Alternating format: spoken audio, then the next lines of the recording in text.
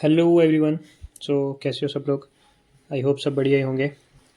So basically जैसे आपने thumbnail पढ़ ही लिया होगा कि ये वीडियो मेनली बिगिनर्स के लिए होगी।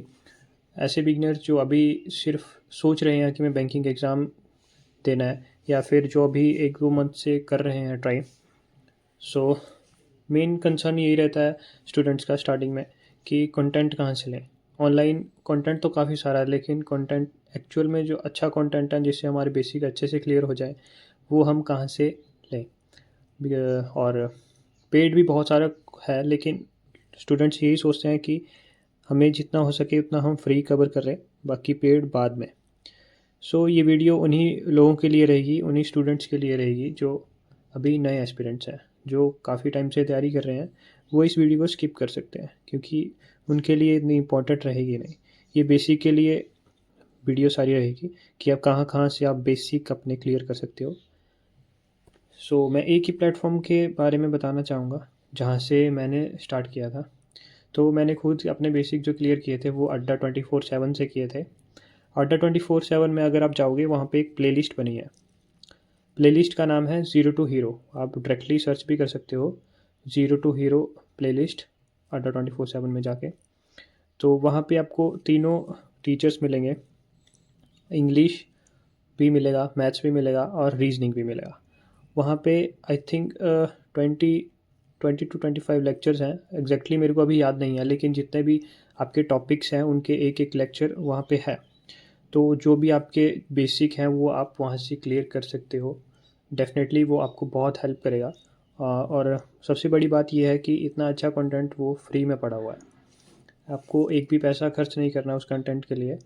हालांकि वैसा कंटेंट पेड कोर्सेज़ में ही होता है, और वो जबकि वो 4 साल पुराना है, लेकिन इसका मतलब ये नहीं कि पुराना है तो वो वैल्यूएबल नहीं है। बेसिक सेम ही रहता है। तो बेसिक वहाँ से आप कर सकते हो, चाहे वो पुराना हो चाहे नया हो, क्योंकि बेसिक तो सेम ही रहेगा। ऐसा नहीं है कि हर साल बेसिक चेंज होता है, कोई नया कॉन्सेप्ट आ जाता है। हाँ, कुछ अगर एक्स्ट्रा चीज़ है, वो जीए वगैरह में होता है चीज़ें, लेकिन वो मेंस की बात है। उससे पहले आपको प्री देखना है, तो प्री के लिए वो बेस्ट है।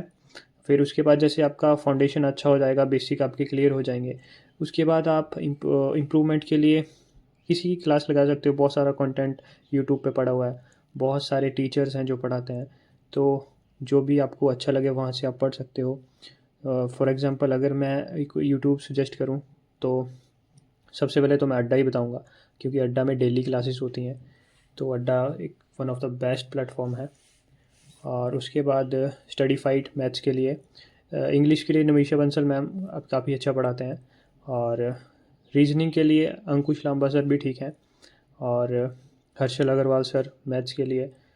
और कौशिक मोहंती सर, वो भी मैथ्स क्वांट पढ़ाते हैं। तो अगर आप सर्च करोगे तो यूट्यूब में आपको बहुत सारे टीचर्स मिल जाएंगे, जहाँ से आपको ठीक लगे वहाँ से आप पढ़ सकते हो। मीन्स एक बार आपका जो बेसिक क्लियर हो जाते हैं उसके बाद आपको प्रैक्टिस ही करनी है, क्योंकि प्री में बेसिक आपकी नॉलेज तो चेक होती है, लेकिन आपके स्पीड भी मैटर करती है। अगर बिकॉज बहुत इजी सिंपल क्वेश्चन आए जाते हैं यहाँ पे प्री में, तो वहाँ पे आपकी स्पीड्स ज़्यादा चेक होती है। तो जितना आप प्रैक्टिस करोगे उतनी ज़्यादा आपकी स्पीड अच्छी होगी। तो मैं तो यही सजेस्ट करूँगा कि जैसे आप बेसिक कर रहे हो, जैसे कोई एक चैप्टर करा, उसके बाद उसी चैप्टर के उसी दिन के लिए पूरे 50-60 क्वेश्चन कर लिए, जिससे आपका जो फाउंडेशन है बहुत स्ट्रॉन्ग हो जाएगा। स्ट्रॉन्ग अब स्पीड इसलिए भी नहीं बढ़ती क्योंकि हमें क्लैरिटी नहीं रह पाती। हम बेसिक करते हैं जल्दी जल्दी में, जिसकी वजह से हमें क्लैरिटी नहीं रह पाती और फिर हमारे जो स्पीड है वो कम रह जाती है। और मैथ्स में स्पीड बढ़ाने के लिए मेन यही है कि आपके जो टेबल्स वगैरह हैं वो अच्छे होने चाहिए, स्क्वेयर्स वगैरह अच्छे होने चाहिए, क्यूब अच्छे होने चाहिए। 25-30 तक स्क्वेयर याद कर लो, काफ़ी हैं। 40-50 तक कर लोगे वो भी अच्छे हैं, लेकिन 30 तक भी करोगे तो भी काफ़ी है। और टेबल्स आपके 20-25 तक होने चाहिए। उससे आपको काफ़ी हेल्प मिलेगी, आपकी आपको खुद दिखाएगी आपकी जो स्पीड है कितनी इम्प्रूव हो चुकी है, अगर आपके टेबल अच्छे हैं।